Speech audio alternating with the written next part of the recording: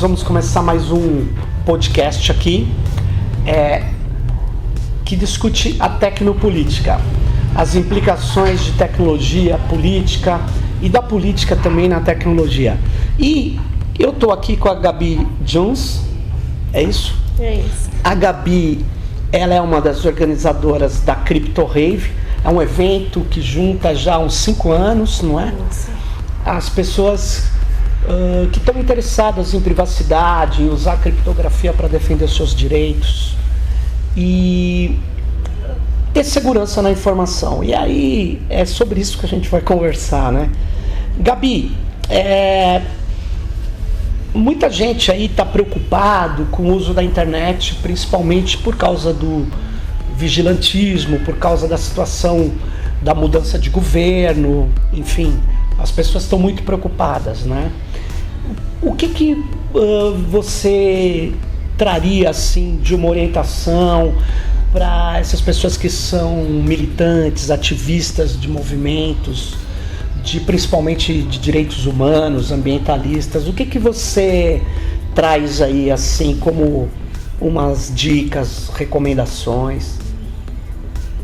Eu acho que o grande foco que a gente tem que ter hoje é em separar o que é a nossa vida privada da nossa vida política, para que a gente consiga desenhar uma linha de cuidado pra gente.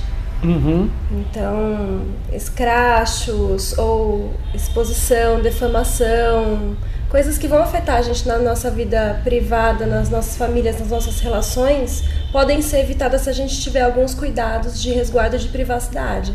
Ah, interessante. Isso é uma primeira coisa, então, as pessoas têm que separar isso. A gente fez por muitos anos movimentos de transparência, de entrada em mídias sociais, de hiperexposição, né? Sim.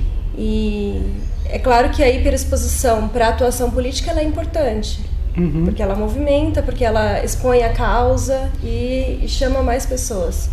Fura a bolha, né, como a gente fala. Sim, sim. Mas quando a gente faz isso, a gente também está, às vezes, sem conseguir pensar muito, expondo lados que a gente não gostaria de expor. Sem dúvida. Para as mesmas pessoas. E como é que você faz isso hoje, por exemplo, com o Facebook? Você não faz. Hoje no Facebook, é muito difícil você pensar isso em tempo real, né? Falar, eu tô aqui nessa festa, olha que legal, vou tirar uma foto e vou publicar. Mas essa foto, ela expõe alguma relação minha que eu gostaria que ficasse na minha vida privada. Então eu começo a tomar decisões toda hora que eu vou publicar coisas. Entendi. Que fazem com que eu não publique muitas coisas que eu publicaria há um tempo atrás. Entendi. Quando eu não pensava sobre isso. E a história toda é muito recente pra gente, né? É uma questão de comportamento novo.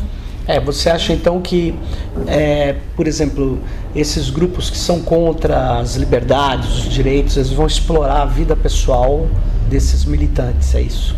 Esse tipo de atuação ele tem acontecido recentemente, né? Ele aconteceu durante as eleições, com exposição principalmente de jornalistas.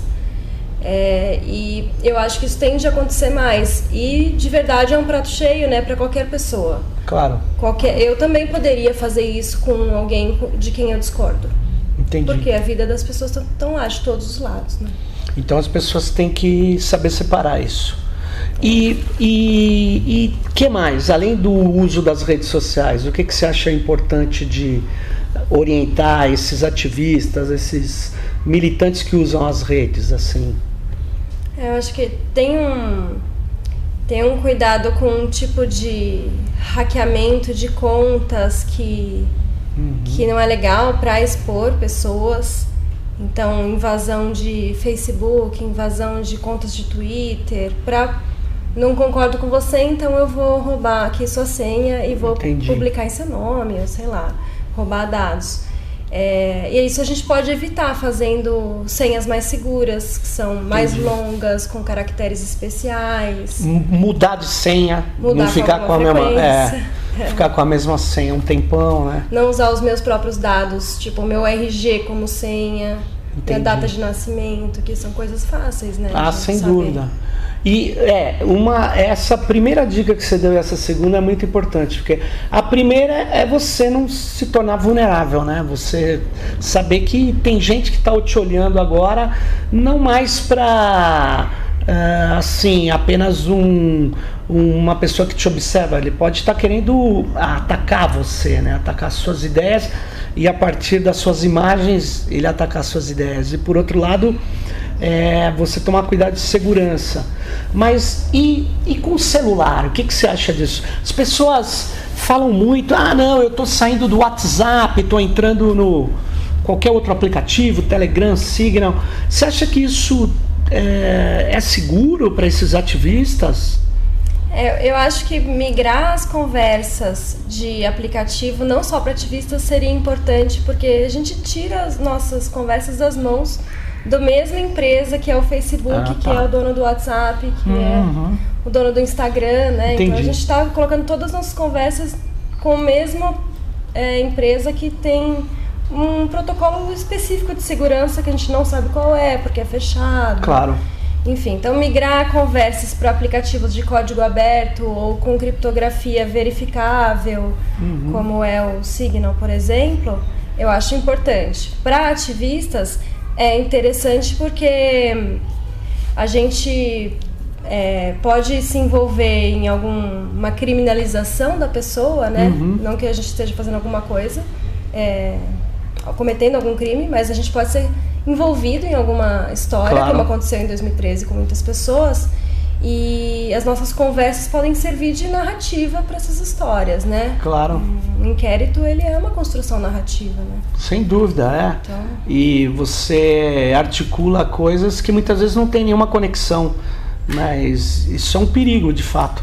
Agora, então, o importante, pelo que eu estou entendendo do seu argumento, não é necessariamente porque ele é muito mais seguro, é porque você dispersa, não entrega para uma única corporação também esse tipo de, vamos dizer assim, informação, né? Que vai ser usado, certamente é usado para formar o seu perfil, o nosso perfil. Agora, seguro mesmo não é, né? Olha, o celular... A gente fala que é o espião no bolso, né? Sim. Que é menos a figura daquele espião que a gente tem de filme ou da CIA e tal. E mais a figura do espião que tá ali com muitas intenções diferentes. Para vender os nossos dados, para vender melhor um produto pra gente, ou para desenhar um perfil que quiser. Para mim, o difícil de lidar com isso é porque eu não sei o pra quê, eu não sei como vai ser usado. O futuro ele tá todo sendo desenhado em tempo real. E hoje, né, os algoritmos preditivos, você não sabe nem como eles vão cruzar esse dado, como eles vão ranquear, qual peso eles vão dar para uma prática sua que pode ser inofensiva, mas para eles pode ser considerado algo nefasto, e aí você acaba pagando mais caro o convênio médico, pagando mais caro o seguro. Não tendo empréstimo. Tem gente que não tem empréstimo. Eu vejo gente que tem emprego e tal e não tem um empréstimo no banco. Estranho, né? Por que será? É algum tipo de ranqueamento, com esse tipo de cruzamento que a gente não tem acesso hoje, né? A lei de proteção de dados que foi aprovada no Brasil não está valendo ainda. E mesmo quando valer, o sistema de crédito está isento de autorização na nossa lei. Ao contrário, na União Europeia, a ideia da autorização é crucial na lei de proteção de dados. Aqui não. Aqui é crucial, isentando a chamada proteção do crédito, ou seja, Serasa, Experian, esses caras que coletam e vendem dados de todos nós, né? Então, de fato, a gente precisa ficar bastante assim, ligado nisso. E uma coisa que é muito específica, Gabi, é a questão do movimento feminista, né? Que é alvo, inclusive, de boa parte dos grupos de ódio que tem. O que você traz, assim, que você já viu da sua experiência, que seria interessante dar um toque para o pessoal que é feminista? As mulheres são bastante atacadas na internet, sim, né? menos como mulheres no macro e mais na vida privada de novo. Essa minha experiência de falar sobre separar a vida privada da política pública é especialmente por causa da relação com mulheres. Mulheres são atacadas no inbox do Facebook por mensagem privada. Que tipo de ataque, assim? Ameaça, xingo, machista, que a gente conhece, né? Nem quero repetir, mas mulheres negras são ofendidas muito, mulheres gordas são ofendidas. Então a gente tem um tipo de exposição quando a gente deixa o nosso Facebook aberto, por exemplo, como mulher, que é para pessoas que não conhecem a gente mandarem mensagem. No privado, assim, por mensagem, é difícil de se defender, né? Claro. E a gente não tem muito o que fazer também, tem que ter muita força para conseguir lidar com aquela situação, porque às vezes eu recebo uma mensagem no privado que me ofende, me atinge bastante. Até eu conseguir sair dessa situação de vítima para uma situação de pessoa, demora um tempo. Quer dizer que o que você sugere então? Porque olha que interessante, uma menina ou uma mulher que é uma feminista está lá divulgando a sua causa, ela tem que deixar aberto suas redes, não é nem porque o Facebook é bom, porque lá estão as pessoas, como é que ela faz isso, né? Você tem pensado nisso? Porque ela pode fechar o Facebook dela só para as pessoas que são do seu rol de amizades, né? E perder potência. Perder potência. Não pode, né? Então, aí, por exemplo, se ela foi ofendida, tem alguma organização que apoia, que vai atrás, que rastreia o agressor? Olha, publicamente não tem nenhuma organização fazendo isso que eu conheço. Mas umas práticas que nós temos assim entre mulheres já é de, se eu começo a receber ofensas, às vezes é sistemática. Eu recebo a primeira e começo a receber algumas, às vezes por causa de uma postagem específica que caiu num grupo de pessoas que não gostaram. Então, a partir do momento que isso inicia, a gente pede ajuda e eu paro de olhar o meu inbox, por exemplo. E uma amiga olha pra mim. Entendi. E a gente printa, tira print das mensagens e apaga. Ou tipo, eu paro de olhar para eu não me afetar com aquela situação e não me inviabilizar. E você acha que esses prints que a sua amiga, enfim, as pessoas vão pegar, eles poderiam ser levados ao Ministério Público, por exemplo? Ou o que você acha disso? Você já ouviu falar disso? Eu acho que sim. A gente às vezes faz boletim de ocorrência, né? Então a gente procura advogados ativistas, que tem bastante. Eu ainda não sei como é que a lei como é que funcionam as leis dos crimes digitais. Eles não são super investigados e não chegam a grandes conclusões rápido hoje em dia ainda, né? Não. Então, mas é que até pelo marco civil da internet, que não é uma lei criminal, mas você recorrer ao judiciário, porque você foi, afinal de contas, agredido. Não se trata de liberdade de expressão do agressor. Isso em geral, ofensas, são crimes de ódio que a gente fala. Sim. Então, um promotor, ele pode pedir a um juiz uma ordem judicial para essa pessoa ser identificada e punida, porque essa pessoa, em geral, é misógina, racista, sei lá o quê, e ela, muitas vezes, é o que você disse, está ameaçando até fisicamente. Você fica abalado, obviamente, né? E por isso, interessante isso que você falou, chamar uma amiga em vez de você ficar olhando o seu inbox, né? Porque você está se sentindo pesado, né? Em geral, essas agressões são muito fortes, né? É interessante, mas eu acho que falta muito a gente ter levar isso à última instância. Eu sei que o judiciário é seletivo, também, vamos dizer assim, tem o traço do racismo estrutural, se é uma mulher negra é pior ainda, mas eu acho que a gente tem que radicalizar no sentido de chegar às consequências. Se a lei está aí, a gente tem que fazer valer. Porque o que está acontecendo no Brasil é um desrespeito ao Estado de Direito, que é uma coisa assim, vamos dizer que num passado longínquo eu jamais imaginei que eu teria que defender um Estado de Direito, que eu acreditava que a própria elite tinha interesse no Estado de Direito, e nós estamos vendo que não, né? Os ruralistas da Amazônia não têm interesse em direito nenhum, eles têm interesse na força bruta, né? E por falar nisso, tem várias comunidades tradicionais, mesmo no estado de São Paulo, estou falando aqui perto até, que estão utilizando as redes ou não, e estão sendo... estão com temor, né? Estão com medo do que pode acontecer. Nesses lugares mais distantes, o que você sugere? Você já teve que lidar com isso, nas pessoas que vieram para a Crypto Rave, perguntar sobre essa segurança, se ele está numa cidade isolada, que eles têm que se conectar, ele tem que sumir, o que é que ele tem que fazer? É muito comum que comunidades mais isoladas tenham acesso de internet provido por uma empresa que é a empresa que está destruindo o lugar. Então você tem uma mineradora, comunidade próxima, que é afetada pela mineradora, mas é para ela que foi puxada a internet até ali. Entendi. E ela que vira a intermediária dessa internet local, né? Então é uma questão a gente acessar a internet passando pela rede de uma mineradora.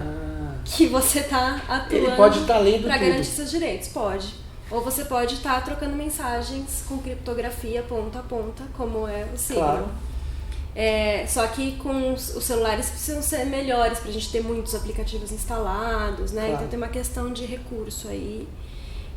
Mas o que a gente tem mais experiência de casos de vigilância de ativistas de comunidades tradicionais e tal, é de infiltração de pessoas. É mesmo? Tem um caso muito famoso, no caso de Belo Monte, estava na construção da usina, o movimento Xingu Vivo se reunia lá contra a construção da usina de Belo Monte. Em uma das reuniões tinha um cara que era filho de uma pessoa da comunidade, uma mulher conhecida de todo mundo do movimento, filmando a reunião com uma caneta espiã. Nossa! Se a gente buscar na internet vai ver vídeo dele contando essa história. O que aconteceu foi que foi descoberta a caneta espiã, porque ela é característica, dá pra ver que ela tem uma luzinha que acende, etc. E ele contou, então, a história. Ele tinha uma carteira assinada, há alguns meses já ele recebia R$5.000 de salário da empresa da Norte Energia. E tinha na caneta um vídeo do dia anterior, um cara ensinando ele a usar a caneta. E aí ele que falava que era uma coisa da ABIN. E aí ele fez essa denúncia, na verdade o pessoal obrigou ele a fazer um vídeo contando.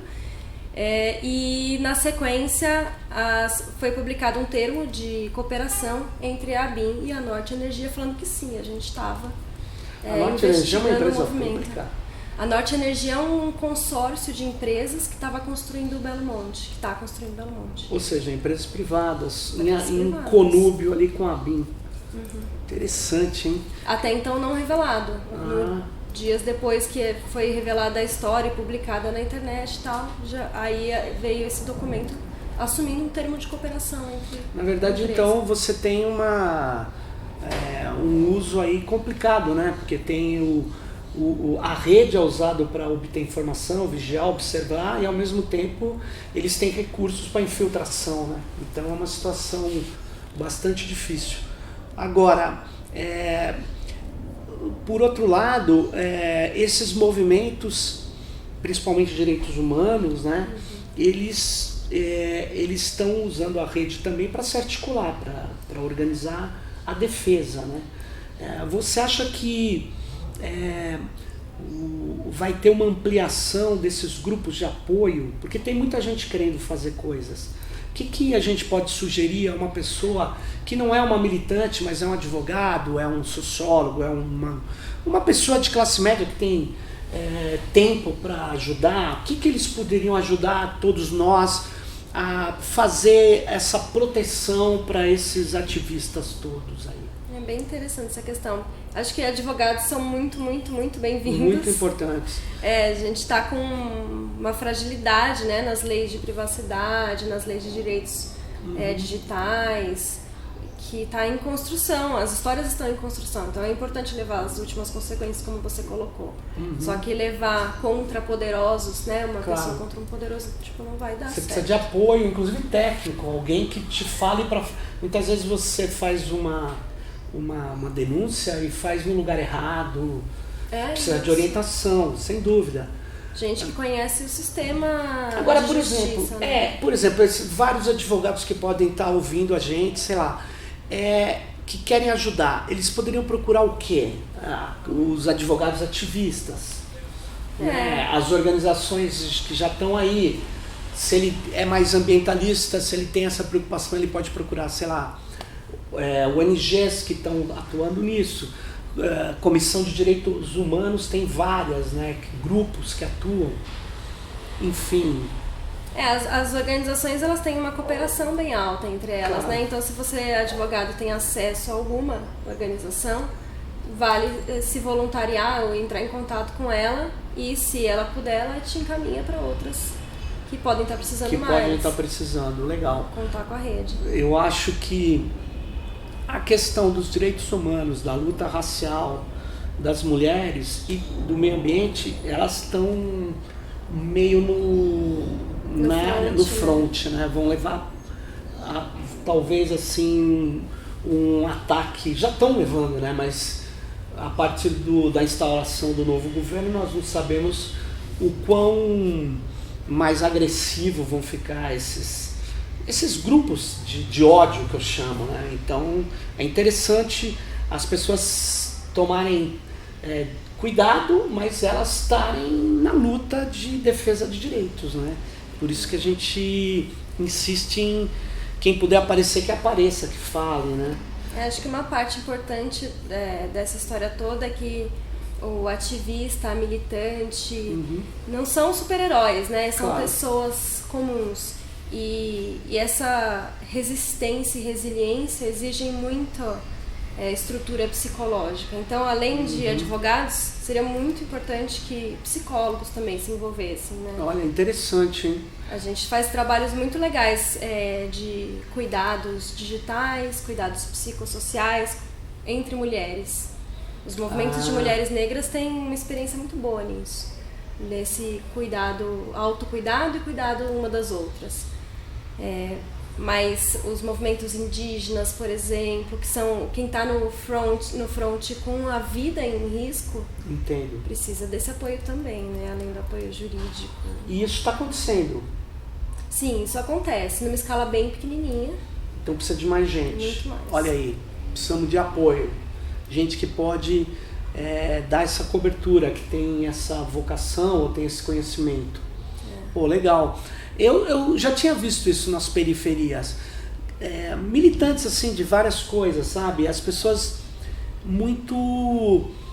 elas lutam, né? Elas dão o melhor delas muitas vezes para uma causa, mas elas estão muito sofridas, né? Elas estão muito abandonadas, né? Sei lá, eu acho isso algo assim. Eu ouvi uma vez um terapeuta, não sei bem se ele era psicólogo, mas ele estava dizendo que ele achava que tinha que ter coletivos que desse apoio para as pessoas, que achava que isso era uma questão crucial, porque além da crise econômica tal, tem essa pressão, né? Esse ataque todo, e isso precisava ser enfrentado de uma maneira solidária. Isso tinha impacto psicossomático, né? Interessante isso. Mas eu achei que isso estava assim, meio perdido. Muito bom. E se o pessoal tiver aí condição de ajudar, entrar em contato com essas entidades, as entidades se falam muito. Essas ONGs podem ajudar a a fazer uma diferença, né? Quem está nos ouvindo, que puder dar uma força, bem legal. Mas e aí, Gabi, você tem que perspectiva para o que vem? Conta aí pra gente. O que você acha que vai rolar aí? Eu me preocupo um pouco com a polarização muito grande de pessoa física contra pessoa física, assim. Sei. Que para além, de novo, do imaginário dos filmes, dos governos que estão vigiando a vida das pessoas. Sim. E tal. Sim, a gente está com um arcabouço de vigilância muito grande, né, com uma tecnologia distópica que a gente não consegue mais olhar para a internet, olhar para a tecnologia de um jeito utópico e bonito, como a gente fez há 15 anos atrás. Então a distopia ela tá na nossa cara, né? Então eu acho que pro ano que vem, para além da distopia tecnológica, que a gente já sabe que a vigilância é alta em cima da vida privada, eu acho que tem um cuidado que a gente já experimentou durante as eleições nas relações de pessoa com pessoa, nos crachos de jornalistas, nessas destruições das vidas das pessoas, que vão para muito além de a pessoa continuar sendo militante ou ativista. Entendi. Né? Da produtividade dela. Claro. Vai para a vida dela, para o direito de existir de cada um, né? E se desenvolver e ser uma pessoa no mundo. Então é uma violência de destruição que a gente pode cuidar um pouco, mas que eu acho que essa violência ela tende a aumentar com a polarização, com o desgaste do direito à opinião diferente. Entendo. Né?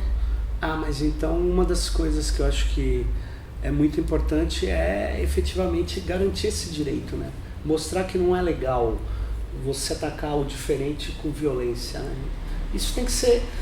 Eu me lembro de uma época, não faz tanto tempo assim, que isso era feio, você atacar as pessoas com violência. Eu acho que a gente tem que recuperar a ideia do respeito ao debate, né? Não é porque eu posso ter uma divergência com você que você virou uma inimiga, ou muitas vezes mesmo que você seja uma pessoa com opiniões muito controversas, opinião, as pessoas numa democracia, elas têm o direito e devem expor até para melhorar a nossa condição, o nosso debate, né? Isso não está acontecendo de fato. Isso não está acontecendo. É claro que opinião não é agressão, né? Não, opinião não é agressão. Por exemplo, eu não posso te agredir, falar que era meu direito de opinião, óbvio, mas a gente vai precisar achar essa linha aí que divide o que é. Eu acho que o resultado da eleição, o debate na eleição que não existiu, foi na verdade uma guerra de ataques, né? São enfrentamentos, ataques de um lado e outro. E o que é pior, né? Eu estou vendo na Espanha agora, em Andaluzia, na eleição, a técnica é a mesma. Há uma radicalização, mas é nítido que é uma estratégia de um lado. É um lado que defende o racismo, que defende o ódio, que tem problemas com a posição que a mulher ocupou na sociedade, porque perde esse espaço mesmo. E tem que perder, porque era descabido a situação que estava colocada, que tem problemas num país como o nosso, com o negro. Fala-se que não tem racismo, imagina, mas na minha universidade uma coisa que me sensibilizou muito, pode ser até um jargão, mas eu não conhecia, eu nunca tinha pensado nisso. Tinha um cartaz assim: quantos professores negros você teve? Eu não tive nenhum. Eu nunca tive um professor negro num país como o nosso. Aí, quer dizer, você fala, isso não é nada. Quer dizer, como não é nada? Então, esse grupo, eu tenho lido muito isso e estou cada vez mais convencido que é um movimento, uma articulação que foi muito em torno do Trump, alt-right. Eu tenho falado muito disso porque me impressionou muito a estratégia de destruição do outro que você estava falando. Não é um debate, é uma pancada, não é divergência, não é caminhos que nós vamos discutir, é uma coisa... E de fato ela agride a pessoa, é quase que uma eliminação física. Com intenção de destruir, né? É com intenção. Eu posso te ferir sem intenção. Claro. Você falar alguma coisa que é muito... E te incomodar, e te ferir, claro. Mas quando eu produzo alguma coisa que tem intenção de ferir ou mais destruir, eu tô nessa estratégia de eliminação que a gente sabe onde vai dar, né? É isso. Então nós temos que recuperar... isso tem que voltar a ser feio. O que eu quero dizer é o seguinte, essa violência, nós não podemos aceitar. Então, é isso. A gente tem a linha da violência. A gente tem que falar, não aceitamos. Nós aceitamos o debate, mas não a violência. É isso. Pessoal, aqui no Tecnopolítica, com a Gabi. Obrigado, Gabi. Obrigada. E espero que você tenha gostado e a gente vai continuar. Força. Força pra gente.